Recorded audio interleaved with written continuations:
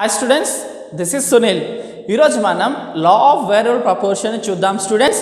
First law of variable proportion అర్థం చేసుకోవడానికి దాని స్టేట్మెంట్ని చూద్దాం students. So this law states that when increasing number of units of a variable factors is applied to fixed factors, total output first increases at an increasing rate, then at a diminishing rate and eventually decreases. This law is also known as the law of diminishing returns. So ఈ statement వైజ్గా మనకు లా of variable proportion అంటే ఏమర్థమవుతుంది students, మనం ఎప్పుడైతే variable factors అంటే ఏంటి, ఒక గూడ్ మనకి కంప్లీట్ అవ్వాలంటే మనకి ఫ్యాక్టర్స్ ఆఫ్ ప్రొడక్షన్స్ కావాలి, ల్యాండ్, లేబర్, క్యాపిటల్, ఆర్గనైజేషన్ అని. సో ల్యాండ్ ఇందులో ఏమవుతుంది, ఫిక్స్డ్ ఫ్యాక్టర్స్ అంటే మనం ఏమి షార్ట్ టర్మ్లో ల్యాండ్ పెంచలేము, కానీ లేబర్ని పెంచుకోవచ్చు, రా మెటీరియల్స్ని పెంచుకోవచ్చు. సో ఈ లేబర్ని ఏమంటాం మనము, వేరియబుల్ ఫ్యాక్టర్స్. మిగతా ఫ్యాక్టర్స్ ఆఫ్ ప్రొడక్షన్ని మనం ఏంటి, కాన్స్టెంట్గా పెట్టి ఎటువంటి చేంజెస్ అన్నది చేయకుండా ఓన్లీ లేబర్ని మాత్రం పెంచుకుంటూ పోతే అవుట్పుట్ అన్నది ఫస్ట్ ఇనిషియల్గా పెరుగుతుంది, ఆ తర్వాత కూడా పెరుగుతుంది కానీ అంత ఫాస్ట్గా పెరగదు, ఆ తర్వాత డిక్రీజ్ అయిపోతుంది. అంటే ఏంటి, ఓన్లీ లేబర్ని మాత్రమే మనం పెంచుకుంటూ పోతే కంప్లీట్గా అవుట్పుట్ అనేది పర్మనెంట్ ఇంక్రీజ్ అన్నది ఉండదు. సో దీనికి ఇంకో పేరేంటి, లా ఆఫ్ వేరియబుల్ ప్రపోర్షన్కి law of diminishing rate. So మనకేంటంటే మనకి టెక్నిక్ ఆఫ్ ప్రొడక్షన్ వాల్యూస్ పెంచకుండా మనం ఓన్లీ లేబర్నే పెంచుకుంటూ పోతే మనకి అవుట్పుట్ అన్నది పర్మనెంట్గా ఇంక్రీజ్ అన్నది జరగదు. ఫర్ ఎగ్జాంపుల్ ఒక ప్రొడక్షన్లో ఇద్దరు వర్కర్స్ పనిచేస్తున్నారు, ఇద్దరు లేబర్స్ పనిచేస్తున్నారు అనుకోండి. సో మనం ఏం చేసాము, ఇద్దరిని కాదు ముగ్గురిని పెట్టాం, ఇంకొక నలుగురిని, ఇంకొక ఐదురు, అంటే ఒక్కొక్కరిని పెంచుకుంటూ పోతున్నాం. సో మనకు అలా పెంచుకుంటూ పోతే ఏమవుతుందంటే ఇనిషియల్గా పెంచేటప్పుడు లేబర్ని పెంచేటప్పుడు అవుట్పుట్ అనేది ఇంక్రీజ్ అవుతుంది, తర్వాత ఏమవుతుంది, అవుట్పుట్ అనేది అంతగా పెరగదు, తగ్గిపోతుంది. సో ఆల్ఫ్రెడ్ మార్షల్ అదే చెప్పాడు ఈ లా ఆఫ్ వేరియబుల్ ప్రపోర్షన్ కోసం. ఏంటి అంటే వితౌట్ ఇంక్రీజింగ్ ద ప్రొడక్షన్ వాల్యూస్ని పెంచకుండా, or without improving the technique of ప్రొడక్షన్ని ఇంప్రూవ్ చేయకుండా లేబర్ని ఎంత పెంచినా, వేరియబుల్ ఫ్యాక్టర్ని ఎంత మనం యాడ్ ఆన్ చేసినా సరే అవుట్పుట్ అనేది కంప్లీట్గా పర్మనెంట్గా ఇంక్రీజింగ్ రేట్లో రాదు మనకి. ఒకసారి స్టేట్మెంట్ వైజ్గా చూద్దాం students. This law states that when increasing number of units of a variable factors is applied to fixed factors, అంటే మనకి వేరియబుల్ ఫ్యాక్టర్స్ అంటే ఏంటి, లేబర్, ఇవి పెంచుకుంటూ పోతే increasing number of units, variable ఫ్యాక్టర్స్ని ఇంక్రీజ్ చేసుకుంటూ పోతే, ఏది ఫిక్స్డ్ ఫ్యాక్టర్స్ అప్లై చేస్తే అంటే ఒక ల్యాండ్ ఫిక్స్డ్ ఫ్యాక్టర్స్ అనుకుందాం, ఆ ఫిక్స్డ్ ఫ్యాక్టర్స్లో పనిచేసిన లేబర్ని పెంచుకుంటూ పోతే total output first increases at an increasing rate. Total output first పెరుగుతుందంట ఇంక్రీజింగ్ రేట్లో, దెన్ ఎట్ డిమినిషింగ్ రేట్లో, తర్వాత అంతగా పెరగదు, అండ్ ఎవెన్చువల్లీ డిక్రీజెస్, చివరికి ఏమైపోద్ది, తగ్గిపోతుంది. సో ఒక ఫిక్స్డ్ ఫ్యాక్టర్లో అంటే ఒక ఫిక్స్డ్ ల్యాండ్లో మన లేబర్ని, అదే ల్యాండ్లో లేబర్ని పెంచుకుంటూ పోతే ఫస్ట్ అవుట్పుట్ ఏమవుతుంది, పెరుగుతుంది, తర్వాత తగ్గుతుంది, తర్వాత కంప్లీట్గా డ్రాప్ అయిపోతుంది, ఎవెన్చువల్లీ డిక్రీజెస్. ఎట్ లాస్ట్ మనకేం జరుగుతుంది, కంప్లీట్గా డిక్రీజ్ అయిపోతుంది. ఈ లాకి ఇంకో పేరేంటి, law of diminishing returns. Clear students? ఇప్పుడు మనం దీని ఎజంప్షన్స్ చూద్దాం స్టూడెంట్స్. ఎజంప్షన్స్ అంటే ఈ లా మనకు అప్లై చేయాలంటే కొన్ని కండిషన్స్ ఉంటాయి, ఆ కండిషన్స్ ఏంటి అని చూద్దాం. So operates in short run, ఇది కేవలం షార్ట్ రన్లోనే ఈ లాను అప్లై చేయగలుగుతాం, లాంగ్ పీరియడ్లో అప్లై చేయలేము. And next the products should be measured in physical quantities. So products అన్నవి మనం ఫిజికల్ క్వాంటిటీలో మెజర్ చేయగలగాలి. సో 1, 2, 3 అని మెజరబుల్ ఉండాలి. And next all units of variable factors are homogeneous, అంటే ఇక్కడ అన్ని వేరియబుల్ ఫ్యాక్టర్స్ ఒకేలా ఉండాలి. సో మనం మార్చే వేరియబుల్ ఫ్యాక్టర్ ఏదైతే ఉందో లేబర్, ఆ లేబర్స్ అందరూ కూడా ఒకే విధమైన పని చేయగలిగి ఉండాలి, ఒకే విధమైన టాలెంట్ ఉండాలి. సో నెక్స్ట్ వచ్చేసి techniques of production remains constant, technique of ప్రొడక్షన్లో మాత్రం చేంజెస్ ఉండకూడదు, ఎందుకంటే అప్పుడే ఇలా అప్లై అవుతుంది. టెక్నిక్ ఆఫ్ ప్రొడక్షన్ని ఇంప్రూవ్ చేస్తే ఖచ్చితంగా ఇలా అక్కడ మనకి ఏమవుతుంది, ఇలా అప్లై అవ్వదు. సో ఈ లా అప్లై అవ్వాలంటే ఎజంప్షన్స్ ఏంటి స్టూడెంట్స్, ఇది షార్ట్ టర్మ్లోనే అప్లై అవుతుంది. అండ్ నెక్స్ట్ ఇక్కడ ఏదైతే ప్రోడక్ట్స్ ఉన్నాయో అవి ఫిజికల్గా మెజరబుల్ అయి ఉండాలి. అండ్ నెక్స్ట్ ఎక్కడ కూడా టెక్నిక్ ఆఫ్ ప్రొడక్షన్లో ఇంప్రూవ్మెంట్ ఉండకూడదు, same level of production technique వాడాలి.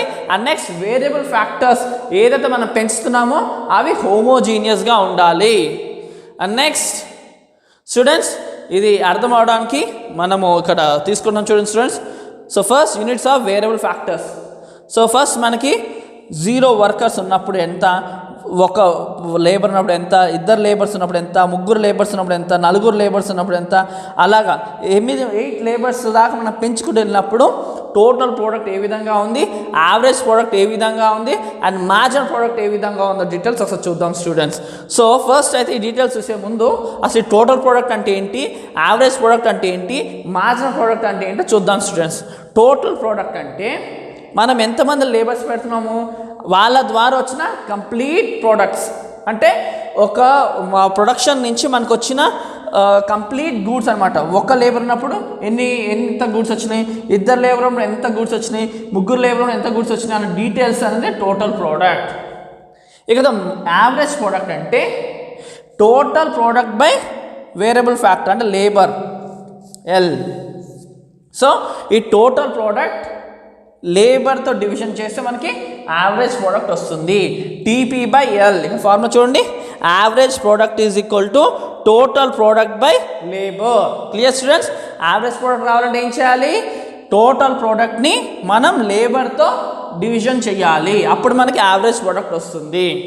మరి మార్జినల్ ప్రోడక్ట్ ఎలా వస్తుంది స్టూడెంట్స్, ఫార్ములా చూడండి students, TPN minus TPN minus 1. Suppose మనకి ఫస్ట్ లేబర్ది రావాలి, ఫస్ట్ తీసుకుంటాం, సెకండ్ లేబర్ది రావాలంటే ఈ రెండింటిని మైనస్ చేస్తే మనకి మార్జినల్ ప్రోడక్ట్ వస్తుంది. థర్డ్ లేబర్ది రావాలంటే థర్డ్లోంచి సెకండ్ తీసేసేయాలి. ఫోర్త్ ప్రోడక్ట్ రావాలంటే ఫోర్త్ టోటల్ ప్రోడక్ట్లోంచి థర్డ్ టోటల్ ప్రోడక్ట్ మైనస్ చేయాలి. క్లియర్ స్టూడెంట్స్, ఒకసారి మళ్ళీ చూద్దాం. మార్జినల్ ప్రోడక్ట్ రావాలంటే ఏం చేయాలి students, suppose second marginal product రావాలి అంటే సెకండ్ టోటల్ ప్రోడక్ట్లోంచి ఫస్ట్ టోటల్ ప్రోడక్ట్ తీసేస్తే ఇది వస్తుంది. క్లియర్ స్టూడెంట్స్, ఒకసారి టేబుల్ చూద్దాం ఇప్పుడు డీటెయిల్గా. సో 0 లేబర్ ఉన్నప్పుడు మనకి ఎటువంటి ప్రొడక్షన్ జరగలేదు. సో ఒక లేబర్ని అపాయింట్ చేసాం, అప్పుడు 8 ప్రోడక్ట్స్ వచ్చినాయి బయటికి. యావరేజ్ ప్రోడక్ట్ ఏంటి, 8/1 ఎంత, 8. సో ఈ మార్జినల్ ప్రోడక్ట్ ఫస్ట్ దానికి రావాలంటే ఏం చేయాలి, అంత ముందు మైనస్ చేయాలి. 8 - 0 8. Clear students. And next 2 labour పెట్టాం, మనకి అప్పుడు ఎంత, 20 ప్రోడక్ట్స్ వచ్చినాయి. సో అప్పుడు యావరేజ్ ప్రోడక్ట్ ఎంత, 2 లేబర్స్ కదా, 20/2 ఎంత స్టూడెంట్స్, 10 వచ్చింది. 2/2 10s 20. Clear students. Marginal product value ఎలా వస్తుంది, 20 - 8 ఎంత, 12. Clear students. మార్జినల్ ప్రోడక్ట్ ఏం చేయాలి, మనం ఏంటి 2 లేబర్స్ చూస్తున్నాం కాబట్టి 20 - 8 12. సో ఇప్పుడు 3 లేబర్స్ పెట్టినప్పుడు టోటల్ ప్రోడక్ట్ ఎంత, 36. సో అప్పుడు యావరేజ్ ప్రోడక్ట్ ఏమవుతుంది, 36/3. So 3 12s 36. So marginal product ఏమవుతుంది, ఈ 36లో నుంచి ఈ 20 తీసేయాలి. ఎంత స్టూడెంట్స్, 36లో నుంచి 20 తీస్తే 16. Clear students. And next 4 labours పెట్టాం, ఈసారి 48 గూడ్స్ వచ్చినాయి మనకి. సో యావరేజ్ ప్రోడక్ట్ తెలుసుకోవాలంటే 48/4. 4 12s 48. Clear students. ఇప్పుడు మార్జినల్ ప్రోడక్ట్ రావాలంటే ఏం చేయాలి, ఈ 4th total ప్రోడక్ట్లోంచి 3rd total product తీసేయాలి. 48 - 36 12. Clear students. ఇప్పుడు 5 లేబర్స్ పెట్టినప్పుడు మనకి ఎంత వచ్చింది, 55. సో 55/5 చేస్తే 5 11s 55. అదిగో అది 5 11s 55. సో 5 లేబర్స్ని పెట్టినప్పుడు మార్జినల్ ప్రోడక్ట్ ఎంత, 55 - 48 ఎంత students, 7. Clear students. And next 6 labours పెట్టాం, ఈసారి 60 ప్రోడక్ట్స్ వచ్చినాయి. By 6 6 10s 60. సో ఇప్పుడు మార్జినల్ ప్రోడక్ట్ చూస్తే మనకి 60లోంచి 55 తీసేయాలి. ఎంత స్టూడెంట్స్? 5. Clear students? ఇప్పుడు మనం 7 లేబర్స్, ఇంకొక లేబర్ని పెంచాం 7, అప్పుడు కూడా 60 వచ్చింది మన ప్రోడక్ట్. ఏం ఇంప్రూవ్మెంట్ లేదు టోటల్ ప్రోడక్ట్లో. బై 7 ఈసారి ఎంత వచ్చింది? 60/7 చేస్తే 8.6. యావరేజ్ ప్రోడక్ట్ ఎంత స్టూడెంట్స్? 8.6. మరి మార్జినల్ ప్రోడక్ట్ ఎంత? ఈ 7th నుంచి 6 తీసేసేయాలి. 60 - 6 చేస్తే 0నే, నో చేంజ్. సో అదే 8 లేబర్స్ వేసినప్పుడు ఎంత? 56. తగ్గిపోయింది. 7 లేబర్స్ పెట్టినప్పుడు 60 వచ్చింది, 8 లేబర్స్ పెడితే 56.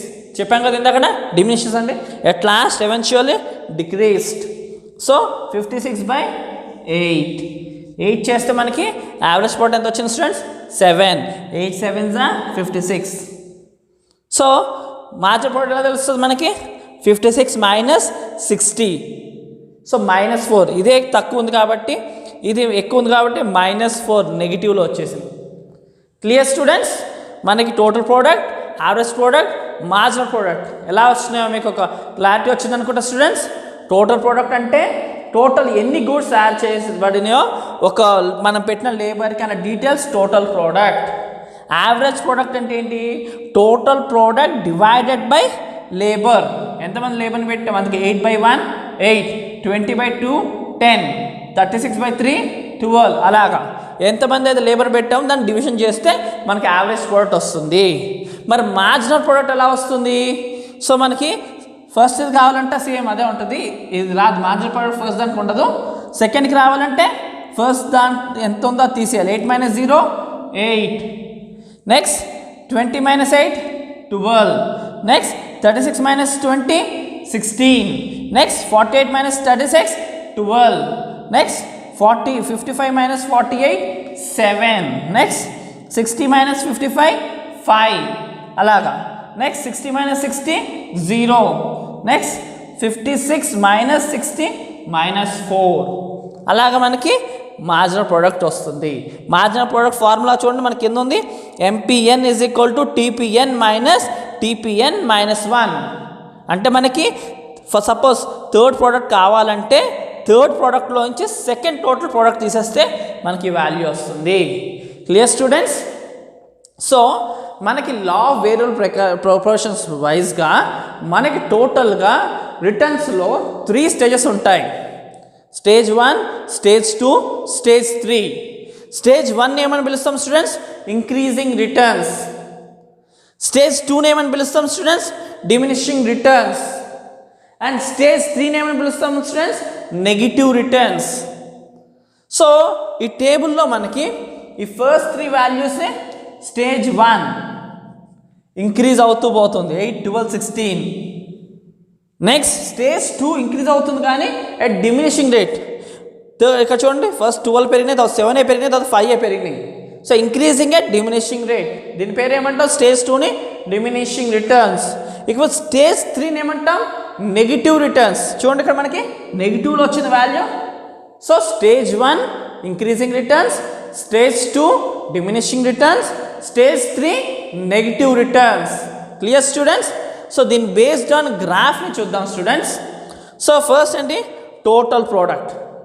సో ఇక్కడి నుంచి ఇక్కడికి ఈ 0 నుంచి Qకి స్టేజ్ 1, Q నుంచి Q1కి స్టేజ్ 2, Q1 అవుతున్నది స్టేజ్ 3.